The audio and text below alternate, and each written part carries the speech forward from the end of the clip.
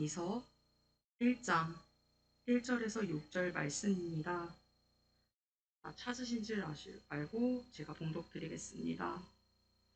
장로인 나는 택하심을 받은 부녀와 그의 자녀들에게 편지하노니 내가 참으로 사랑하는 자요 나뿐 아니라 진리를 아는 모든 자도 그리하는 것은 우리 안에 거하여 영원히 우리와 함께할 진리로 말미암이로다.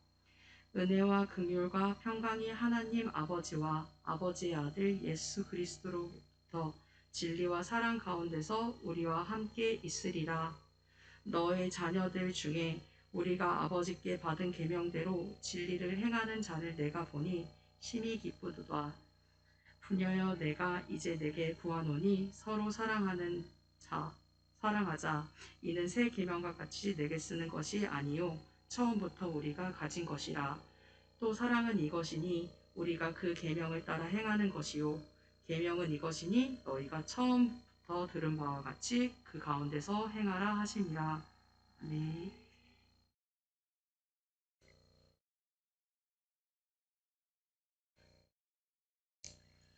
반갑습니다. 아멘. 우리 하나님을 사랑하고 또 교회를 사랑하는 여러분을 축복합니다.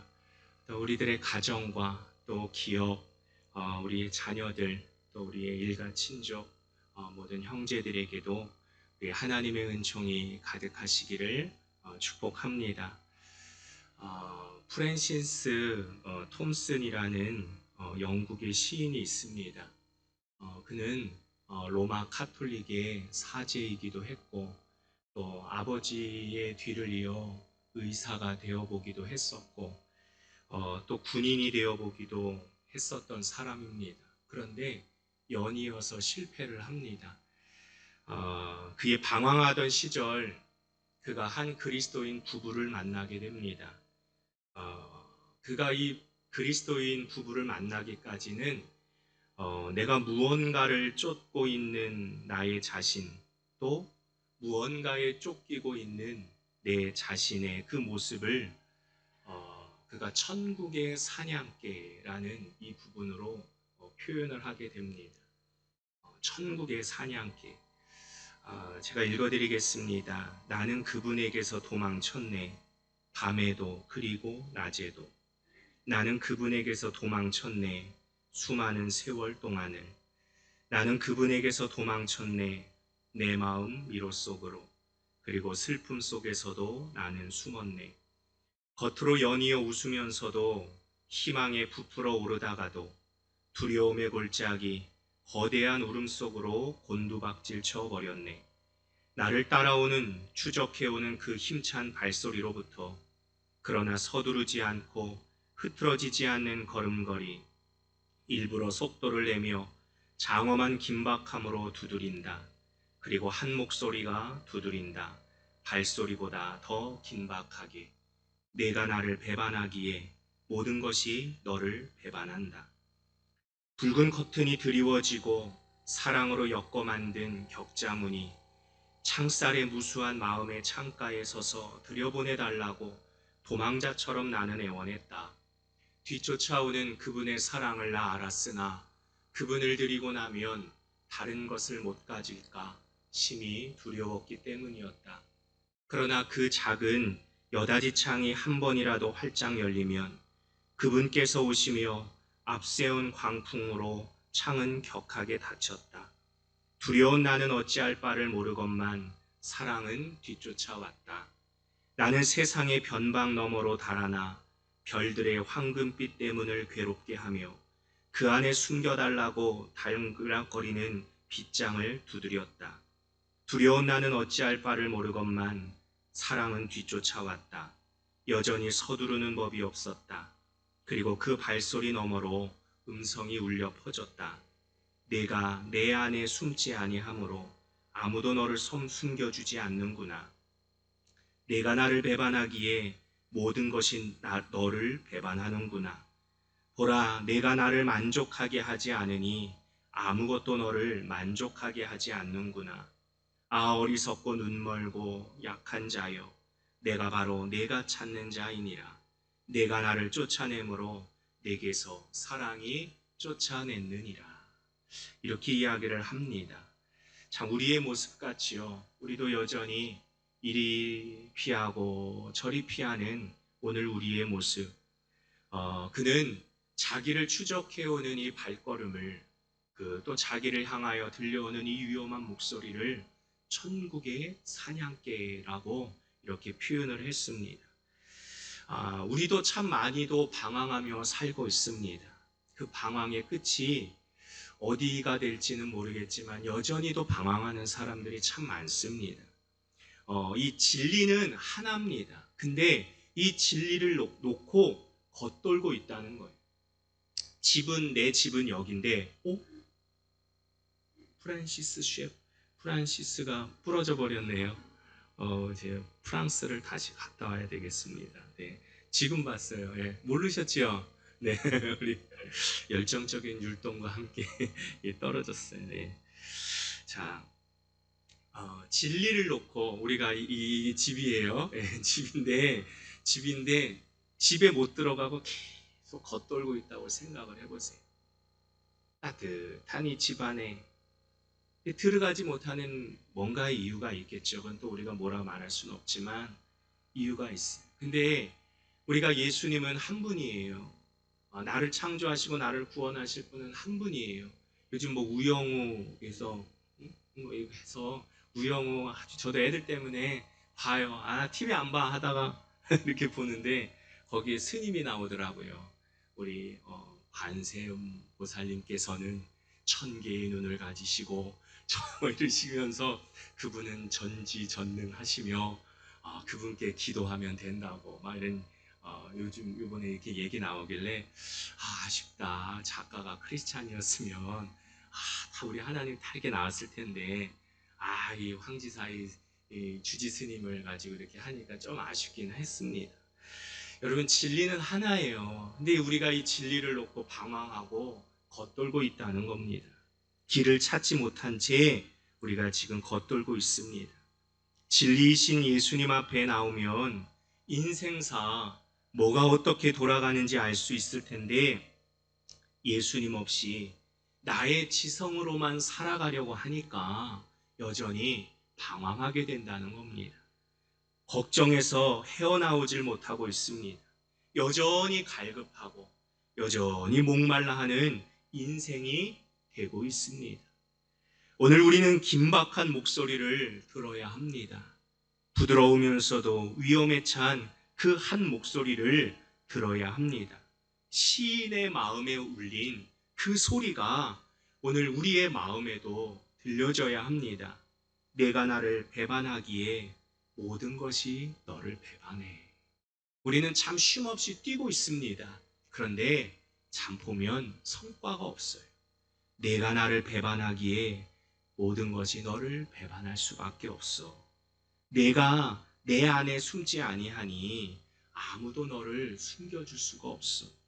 내가 나를 만족하게 하지 않으니 아무것도 너를 만족하게 하지 않는다. 어리석고 눈멀고 약한 자여, 내가 바로 내가 찾는 자다. 내 인생에서 우리가 알지 못하고 놓치고 사는 것이 있는 것 같고 또 나의 근원과 존재의 이유를 알고 싶고 살아야 하는 이유를 찾고 또 사는 의미를 찾아 헤매는 것이 우리네 인생입니다. 자, 오늘 우리는 사도 요한의 진리와 사랑의 장인 요한 2서를 통해서 진리이신 예수님을, 사랑이신 예수님을, 소망 되신 예수님을 만나기 원합니다. 우리가 첫 번째로 진리의 말씀대로 사는 삶이 무엇인지를 함께 나눌 건데요. 우리 요한이서 1장 1절, 2절 그리고 5절을 우리 새번역 성경으로 읽어보겠습니다. 교회의 장로인 나 요한은 하나님의 사랑이 된 사랑하는 부인과 그 자녀들에게 이 편지를 씁니다. 나는 여러분을 진정으로 사랑합니다. 나뿐만 아니라 교회 안에 있는 모든 사람이 여러분을 사랑합니다. 우리 마음속에 항상 자리 잡고 있는 진리가 우리를 하나로 묶어놓기 때문입니다. 사랑하는 부인이여, 나는 여기서 다시 한번 그대에게 깨우쳐 드리고 싶은 것이 있습니다. 서로 사랑하라는 것입니다. 이 말씀은 하나님께서 처음부터 우리에게 주신 옛 계명입니다. 아멘. 이렇게 사도 요한은요, 성도들이 진리의 말씀대로 살기를 바라고 있습니다. 그 진리의 말씀이 뭐냐? 서로 사랑하라입니다. 과거 모세 시대나 그리고 시내산 그 출애굽한 그 당시에까지 강조되었던 것이 뭔가 하면 강조되었던 계명이 바로 사랑하라입니다.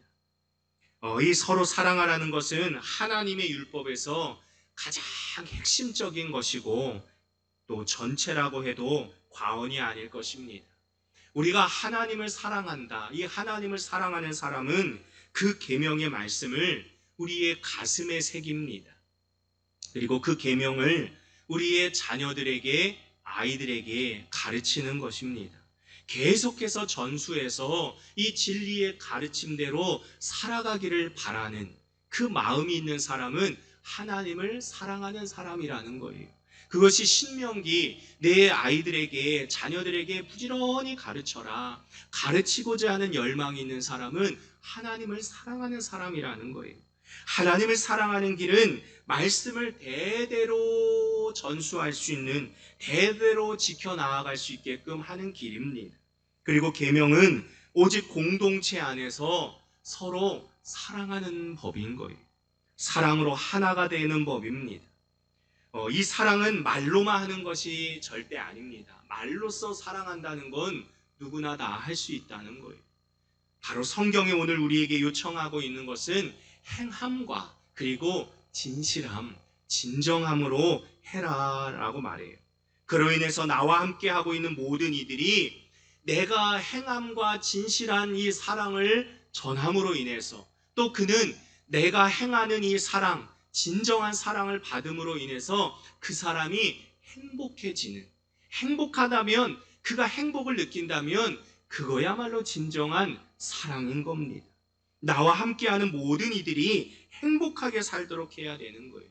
그러면 어떻게 하는 것이 과연 진정한 이 사랑 실천일까? 우리가 말로써 하는 것은 누구나 다 할 수 있다고 말씀드렸습니다. 그런데 정말 행함과 진실함으로 할 수 있는 이 사랑은 무엇이냐? 성경이 우리에게 계속해서 누차 말하고자 하는 것이 뭐냐 하면 경제정의예요. 경제정의를 실천하라는 거예요.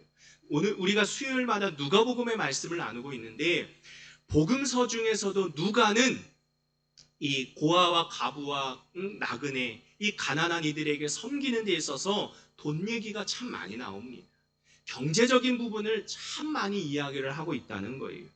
우선적으로 함께하는 공동체에, 내가 함께 거닐고 있는 그 공동체, 내가 소속되어 있는 그 공동체원들 중에 있는 이 사람들의 이 가난을 내가 청산시키자. 여러분들이 일하는 목적이 나 잘 먹고 잘 살기 위함이 아니라 내가 속해 있는, 내가 알아가고 있는 사람들의 그 가난을 내가 해결해 주겠다. 내가 이 대한민국 국민으로서, 화성의 시민으로서, 또 사랑플러스의 교인으로서, 여러분들이 소속되어 있는 그 공동체로서 내가 살아감 속에서 나를 통해서 내 주위에 있는 그 가난을 내가 청산하겠다 하는 그러한 열망이 우리 안에 있어야 된다는 거예요.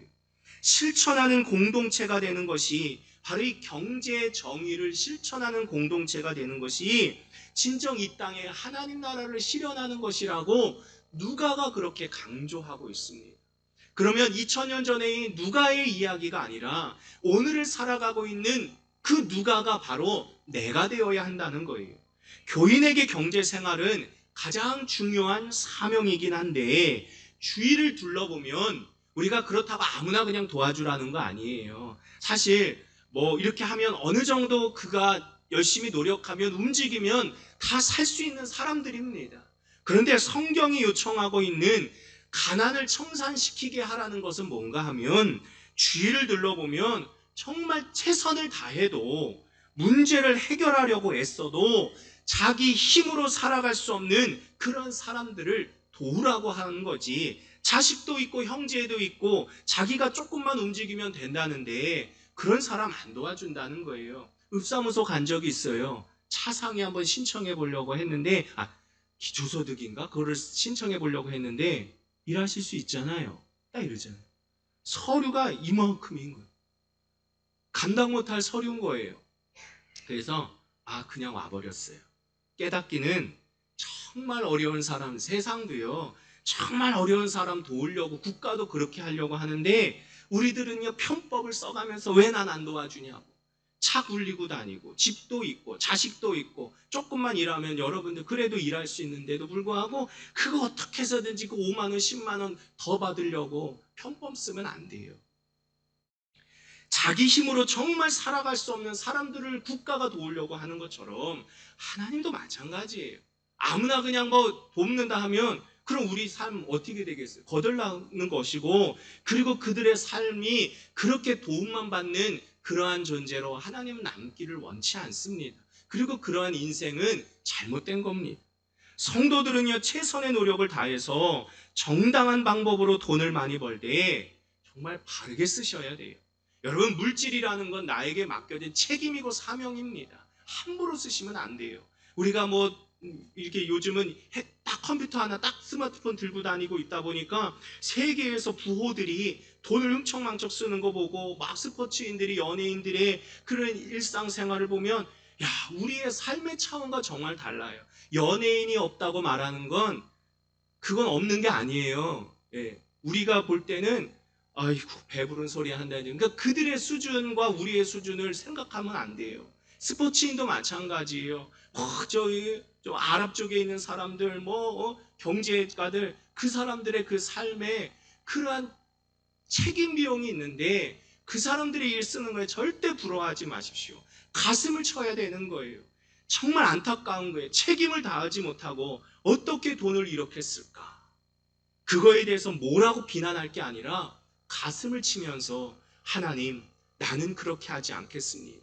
나에게 맡겨진 건 정말 책임이고 사명입니다 하는 그러한 마음을 가지셔야 돼요. 바르게 쓰셔야 돼요. 바르게 쓰지 못하면 다 날아가 버려요. 정당한 방법으로 돈을 많이 벌 때 바르게 쓰셔야 합니다. 저는 여러분들이 돈 많이 벌기를 원해요.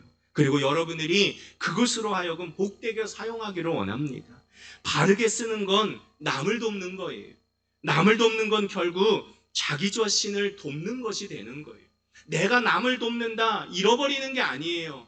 결국에 언젠가는 우리가 어려움의 처지에 있을 수도 있는 것이고 내 자식들이 분명히 어려운 상황에 처할 수도 있는 것이고 나의 형제가 일가 친족이 어려움을 처할 수도 있는데 결국에 언젠가는 나의 도움을 받은 사람들로 하여금 도움을 받을 수 있는 길이기 때문에 내가 베풀고 섬기는 건 절대 잃어버리는 게 아니라는 거예요.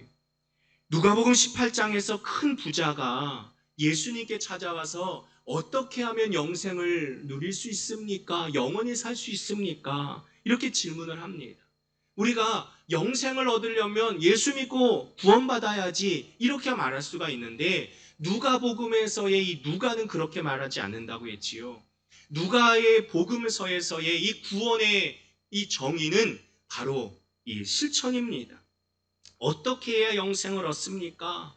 그럴 때 예수님이 하시는 말씀이 내게 있는 것을 다 팔아서 가난한 사람들을 도와줘라. 이게 주님이 제시하신 거예요.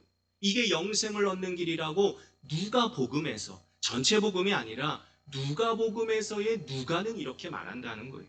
이 말은 곧 내가 가지고 있는 재물을 잘 활용해라. 그리고 가난한 자들이 없는 세상을 만들어라 라는 말이고 그것이야말로 진정 예수님을 따르는 길이다 라고 말하고 있는 거예요. 돈 가진 사람들이 재산을 처분해서 가난한 자들에게 나눠주고 똑같이 가난하게 살기를 바라는 게 아니에요. 성경이 요구하는 것은 가난의 실천이 아닙니다. 가난의 청산이에요. 성경은 여러분들이 똑같이 가난해져서 그렇게 살아가는 걸 원하지 않아요. 우리가 잘못 이해하면 그래 나도 그렇게 없이 살아가는 게 맞는 건가 이렇게 생각을 하는데 그건 잘못된 오해입니다. 가난의 실천이 아니라 가난을 청산시키는 것이 우리의 사명이라는 거예요. 그래서 누가복음 18장 27절에 그러면 우리가 무슨 수로 일을 행할 수가 있겠습니까? 무릇 사람이 할 수 없는 것은 하나님은 할 수 있느니라. 사람으로는 불가능해요. 이건 누차 여러분들에게 말씀드리는 바예요. 제 안에도 계속 새기는 말씀입니다. 내가 무슨 수로 가난을 청산합니까? 내가 벌어들이는 고작 요거 가지고 지금 하루 팍팍하게 살아가는, 이건 뭐 밤고구마보다도 더 팍팍한 인생이 여러분들의 인생인 것 같은데, 맨날 듣다 보면 참 안쓰러워요. 팍팍해요. 그냥 목이 메요. 이거 뭐 물 몇 컵을 먹어도 안 돼요. 근데 그 팍팍한 인생 속에서도 하나님은 여러분들의 그 손길을 통해서 돕기를 원한다는 거예요. 무릇 내가 할 수 없는 것을 하나님은 하실 수 있다. 사람으로는 불가능해요. 하지만 하나님은요, 우리의 뭐를 보고 계시는가 하면 할 수 있는 데까지를 보시는 거예요.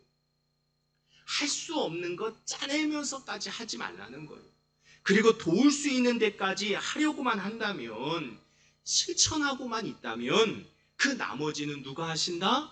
하나님께서 해주시겠다라는 거예요. 그런데 우리가 내가 할 수 있는, 우리가 100이라는 기준에서 볼 때에 내가 할 수 있는 역량이 누구는 30이고 누구는 80이 되면 거기까지만 하면 되는데 100까지 끌어올리려고 하니까 안 되는 거예요. 나의 감당할 역량은 거긴데 그러지 못하고 내가 뭐라고 100까지 그렇게 끌어올리려고 합니까? 그러다 보니까 우리가 탈진하고 지치는 거예요. 나머지는 하나님께 맡겨야 되는데 하나님께 맡기지 못하는 오늘 우리의 이 문제라는 거예요. 남아메리카에서 사역하시는 선교사님의 동행일기의 내용입니다. 하루는 선교센터에 현지 경찰들이 들이닥쳤다. 예배당 건축을 위해 모아둔 목재 창고가 불법이라면서 경찰서장부터 말단까지 찾아와서 협박하기 시작했다. 물론 목재는 모두 합법적으로 구입한 것이었다. 현지 사역자들까지 나서서 그 나라의 과부와 고아와 가난한 이들을 돕는 저 선교사님의 사역을 설명했음에도 불구하고 그들은 무조건 감옥에 집어넣겠다고 협박했다. 오랜 협박 끝에 그들이 드러낸 본성은 관행상 목재값의 반을 내놓으라는 것이다. 우리 돈으로 수천만 원에 달하는 돈을 요구하자 선교사님은 나 차라리 감옥에 가겠다고 했고, 현지 사역자들이 경찰서장을 가까스로 설득해서 우리 돈 1,000만 원으로 조정을 했지만 선교사님은 그래도 뜻을 굽히지 않았다. 결국 우리 돈 300만 원을 주고 없던 일로 하기로 여겨서 여기저기 수소문을 해서 어렵게 돈을 만들어서 경찰서장에게 전화를 했는데 전화통화 연결음이 너는 하나님의 사람, 복음성가가 나오더래요. 경찰서장한테 그렇게 막무가내로 협박을 하고 돈을 요구했던 그 서장에게 어렵게 돈을 구해서 했는데 선교사님의 가슴이 무너졌다. 이 나라에서 어지간한 믿음이 아니고서는 찬양을 통화 연결음으로 쓰지는 않는데 찬양을 연결음으로 해놓은 걸 보면 그가 고백적인 크리스찬이 아니겠는가? 아마도 어느 교회의 집사나 장로쯤 되었던 모양이다. 이 일로 선교사님은 무거운 나무를 짊어지고 나르느라 생긴 통증이 더 심해져서 비명을 질렀다. 세상에 이럴 수가. 내가 이러려고 이대접 받으려고 온몸이 망가지고 부서져라 사역을 했던가. 동행일기의 말미에 그럼에도 주님은 사랑할 수 없는 이 사람들을 사랑하라고 하신다는 내용을 적는다. 나는 연약한 인간으로서 이들을 사랑해야 한다는 마음을 도저히 내 힘으로는 내 안에 채울 수가 없어서 예수님의 이름을 눈물로써 부릅니다. 이렇게 일기를 마칩니다. 사랑하는 여러분, 서로 사랑합시다. 사랑은 하나님에게서 난 것입니다. 사랑하는 사람은 다 하나님에게서 났고 하나님을 압니다. 남을 사랑하지 않는 불친절한 사람은 하나님을 알지 못한다는 증거입니다. 하나님은 사랑이기 때문입니다. 이것이 진리의 말씀대로 사는 사랑의 법인 거예요. 서로 사랑하라고 말씀하시는 것은 어디 차원까지 나아가야 하는가? 내 욕심을 내려놓고 오직 주님의 심정으로 나아가야 하는 그 차원까지 우리에게 요청하고 있습니다. 예수님의 이름을 눈물로 부르면서 분명 사랑하면 분명 역사가 일어날 줄 믿습니다. 진리 안에서 또 한번 행하는 삶은 순종입니다. 진리를 깨닫게 깨닫는 사람은 진리에 순종하는데, 진리는 예수 그리스도, 바로 이 예수 그리스도 안에서 내가 예수 그리스도의 말씀에 순종하는 겁니다. 진리 안에서 사랑의 실천을 이루는 사람은 하나님께서 기뻐하시고 한없는 축복을 내려주십니다. 때때로 보면 열정적이고 신실하다라는 성도들이 진리의 행함에 실패하는 경우가 있는데, 이는 행함이 없는, 실천이 없는 말로만 하는 그 사랑이 난무할 뿐 순종하지 못해서 자신의 삶 가운데서 사랑을 실천하지 않아서라는 거예요. 많이 듣고 서로 사랑하라 많이 들었어요. 많이 말해요. 그런데 행함과 실천은 없다는 겁니다. 야고보서 2장 15절의 말씀을 읽어보겠습니다. 어떤 형제나 자매가 헐벗고 그날 먹을 것조차 없는데 여러분 가운데서 누가 그들에게 말하기를 평안히 가서 몸을 따뜻하게 하고 배부르게 먹으십시오 하면서 말만 하고 몸에 필요한 것들을 주지 않는다고 하면 무슨 소용이 있겠습니까? 이와 같이 행함이 없는 믿음은 그 자체가 죽은 것이니라. 아멘. 죽은 믿음이라. 야고보는 이웃이나 교우 중에 먹을 것이 없어서 고통당하고 있는데 말로만 평안하십시오, 배고프지 말라 말하면서 먹을 것 주지 않는다면, 또 그가 회복할 수 있도록 돕지 않는다면 그건 믿음도 아닙니다. 그건 사랑도 아닙니다 라고 말하는 거예요. 사랑은 말로만 하는 것으로는 아무런 의미가 없기 때문입니다. 실천하라는 거예요. 결단하라는 거예요. 믿음이 무엇입니까? 하나님께서 우리를 사랑해 주셔서 예수님을 이 땅에 보내주셔서 십자가 고난을 통해서 구원해 주심을 내가 믿는 것이 믿음입니다. 곧 하나님의 이 절대적인 사랑, 예수님의 그 십자가 사랑을 내가 믿고요, 그리고 그 사랑 안에 감화된 것을 말하는 겁니다. 이러한 사랑을 베푸신 주님을 믿는 믿음을 가진 우리 그리스도인들은 이 사랑의 힘으로 살아가는 사람들이, 주님이 나를 사랑해 주셨고 나를 구원해 주신 그 은혜와 그 사랑에 그걸 내가 믿기 때문에 지금 힘내어 살아가는 거예요. 그마저 없으면 우리는 그냥 주저앉습니다. 쓰러질 수밖에 없어요. 그 사랑의 마음이나 그 수고가 우리에게 없다면, 내게 이 믿음이라는 건 내가 그렇게 내 안에도 믿음이 있어, 나도 사랑이 있어 라고 자부했었는데 내 안에 이런 실천이 없으면 이미 죽은 것이고 잘못된 것이다 라고 말할 수밖에 없다고 야고보는 우리에게 일러줍니다.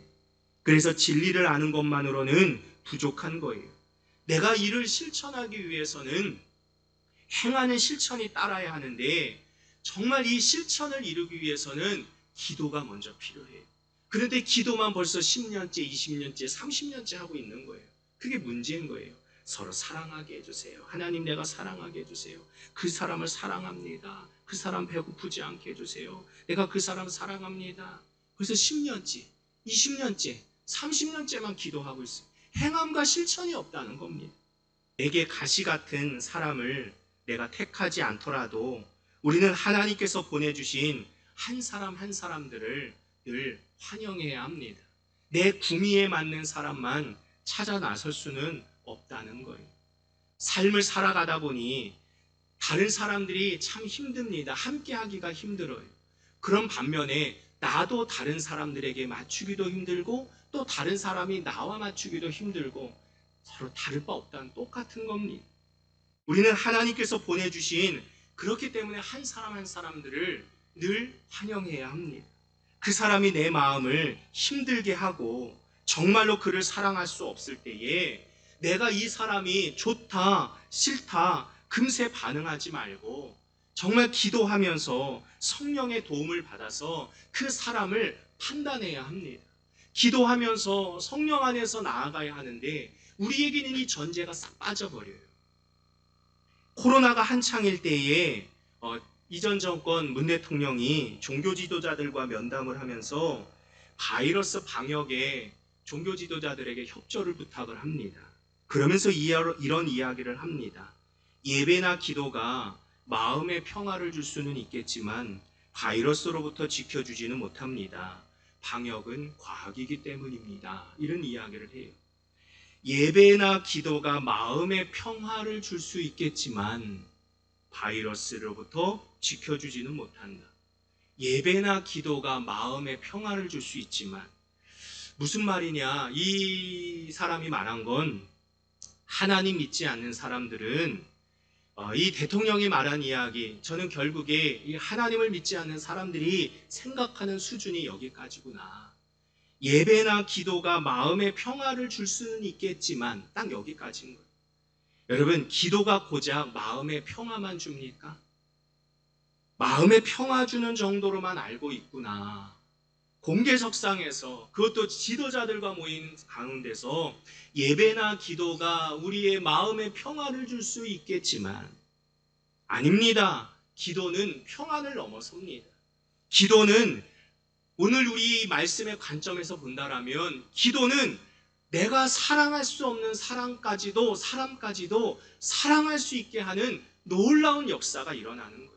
그런데 고작 기도가, 예배가 내 마음의 평화만을 얻고자 내가 예배당에 왔다면 교회에 오실 필요 없는 거예요. 그냥 집에서 물 한 그릇 다 끼워놓고 아니면 TV 켜놓고 그냥 고요하게 명상하면 마음의 평안 얻어요. 조용히 묵상하면 마음의 평안 얻어요.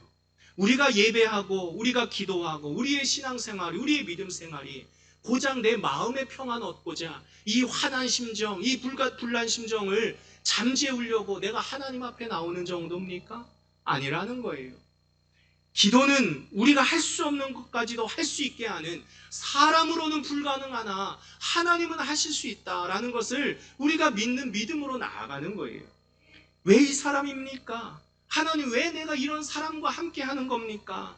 도대체 나보고 어떻게 하란 말입니까? 이러한 물음을 갖고 기도에 임하면 분명 놀랍게도 성령께서는 깨우쳐 주실 것을 우리는 믿어요. 나를 가장 괴롭게 하는 사람이 나에게 가장 많은 것을 가르쳐 줄 수 있다는 것을, 이것을 깨닫는다면 여러분들의 가족 공동체, 여러분들의 교회 공동체는 분명 놀랍게 달라질 겁니다. 그런데 우리에게 이 마음이 없는 게 문제인 거예요. 십수년 내가 예수를 믿으면서도 나를 가장 괴롭게 하는 사람이, 마찬가지예요. 이건 여러분들에게만 말하는 것이 아니라 제 안에 또 말하는 거예요. 모든 사람들에게 해당되는 겁니다. 나를 가장 괴롭게 하는 사람이 나에게 가장 많은 것을 가르쳐 줄 수 있다는 사람. 제가요 2학년을 마치고 군대를 갔는데 저는 최전방에서 이 대북방송병을 했어요. 집피에 들어가서 국방부 소속으로 해서 딱 이 2명이서 생활을 합니다. 그래서 저는 이제 방송병이에요. 그래서 인민군 군관 하전사 여러분 안녕하십니까 하면서 이제 방송도 하고 음악도 틀어주고 종교방송도 아주 그렇게 했어요. 생활하는데 저와 2등병으로 딱 들어갔는데 얼마나 어리버리합니까? 그런데 함께했던 사수가 저보다 1살 많았던 부산이에요. 부산 되게 싫어합니다. 근데 요번에 부산 갔다가 제가 너무나 부산이 너무나 좋은 거예요. 내가 저 혹시 없어지면 부산 가 있는 줄 아세요? 지금 부산 가보고 전 아내가 뭐가 좋아하는데 와, 강원도만 좋은 줄 알았는데 부산 너무 좋은 거예요. 너무. 예, 내일 쉬니까 부산 당일치기 다녀오세요. 이 부산 애가 얼마나 저리 힘들겠는지 이 방송병이니까 모든 재원을 다 외워야 돼요. 못 외울 때마다 그냥 머리 때리고 발로 막 그냥 때리고 하는데 저를 계속 갈구는 거예요. 청소 깨끗이 못하면 저 뒤에 있는 걸 이렇게 손가락으로 해서 먼지 나오면 혀 내밀을 해요. 이렇게 다 닦고 열손 그렇게 하고 입 벌리래요. 내 입에 마늘이 몇 개나 들어갈지. 입에 마늘을 막 쑤셔 넣어요. 그래서 뱉어 버려 이래요. 근데 제가 또 황시 아닙니까? 아무리 내가 이등병을 해도 싫습니다. 안 버립니다. 제가 다 먹었어요. 마늘 좋아하거든요. 그래서 또 그 건빵을 갖고 오더니만, 군대 얘기하면 안 되는데, 건빵을 갖고 오더니만은 입에다가 또 몇 개 들어가니 다 집어넣는 거예요. 얼마나 이 모욕입니까? 뱉어 버리래요. 싫습니다. 다 먹었어요. 그러니까 이제 움찔을 하더라고요. 그러다가 이제 탁구를 치재요. 한 번도 안 져줬어요, 제가. 그러면 또 와서 또 갈거예요. 그래서 이제 하여튼 저를 이렇게 힘들게 했는데, 돌아보면 이제 그러고 나갔는데, 그가 이제 딱 이제 병장 돼서 이제 제대할 때 돼서 내려가는데 눈물이 나려는 거예요. 이게 아쉬움만 기쁨만인지 모르겠는데, 내 부산을 위해서 했는데, 근데 그 친구가 내려놓고 나서 이제 제가 다시 사수가 돼요. 사수가 되고 이제 또 부사수가 올라왔는데, 저보다 한 살 많은 친구가 부사수로 들어왔는데, 어쨌든 간에 그때 그 아주 이 나쁜 놈한테 아주 맞아가면서 했던 게 안 잊혀지는 거예요. 방송의 재원이. 지금 여기서 갑자기 하려니까 기억이 안 나는데, 근데 이게 안 잊어버려지는 거예요. 아주 센 놈한테 그렇게 하니까 그냥 주주주줄 나오는 거예요. 뭐 사단장이 오든 국방부에서 누가 간부가 오면 저희 저는 저희 소속을 이야기하고 쫙 브리핑을 하게 되는데, 이렇구나. 이게 좀 생각이 났었습니다. 나를 가장 괴롭게 하고 나를 힘들게 하는 그런 사람이 한편으로는 나에게 때로는 가장 많은 것도 가르쳐 줄 수 있는, 나도 외우면 되는구나. 근데 이 설교 원고는 잘 안 외워져요. 죄송해요. 정말 외우고 싶어요. 저도 한국사 우리 선생님처럼 딱 출판해서 딱 이렇게 하고 싶은데, 또 딴소리 할까봐 또 원고도 하고 합니다. 때로는 우리가 이렇게 한 자리에 앉아서 예배드리는 사람이요, 종종 심기를 건드리기도 합니다. 특히 예배 전에 그럴 때도 있고요. 집에서 딱 나설 때에 나를 이렇게 심기를 건드리는 경우가 많아요.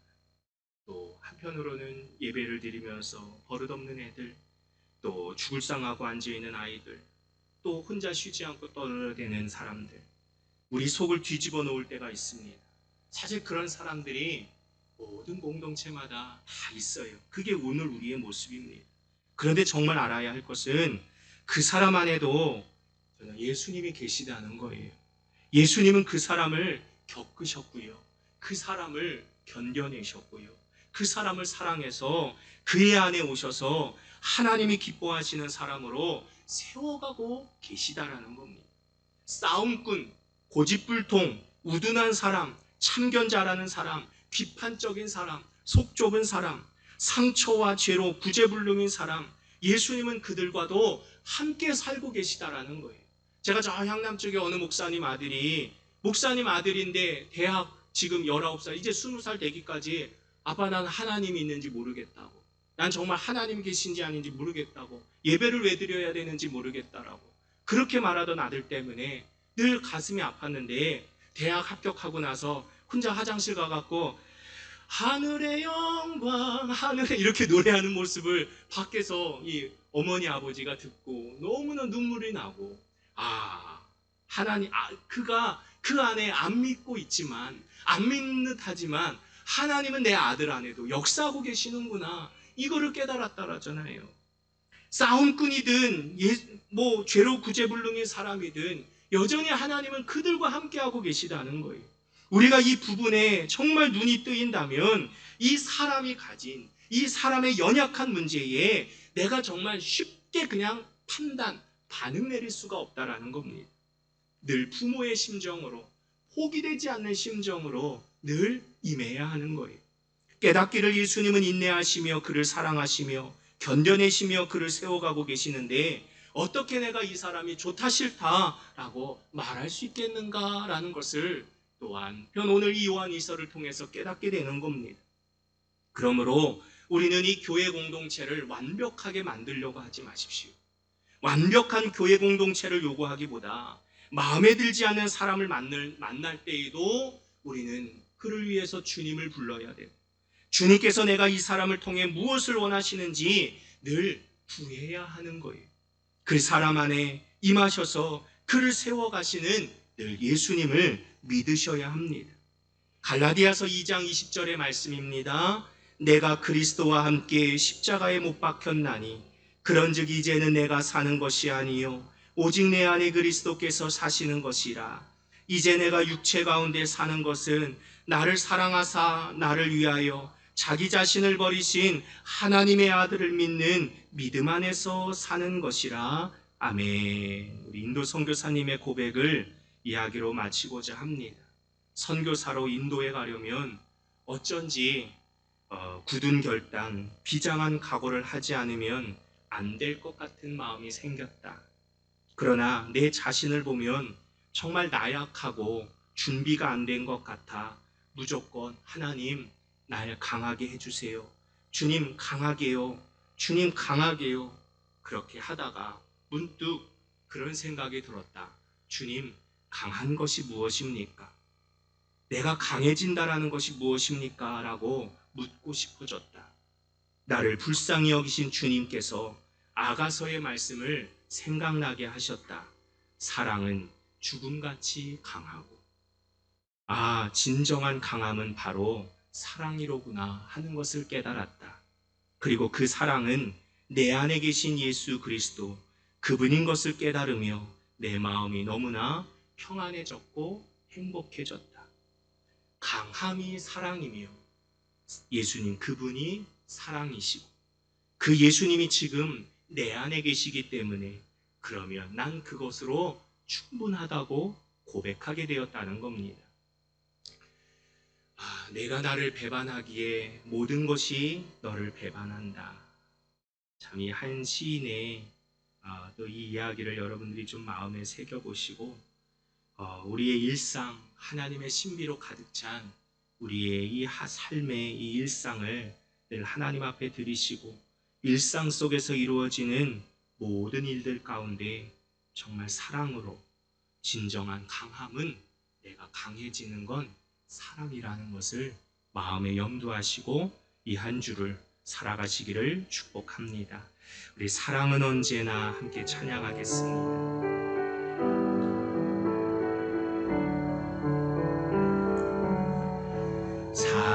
사랑은 언제나 오래 참고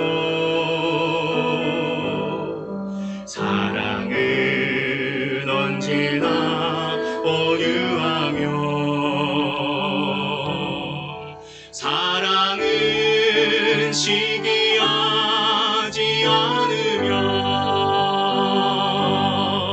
자랑도 교만도 아니하며 물에 행치 않고 사랑은 물에 행치 않고 자기의 유익을 구치 않고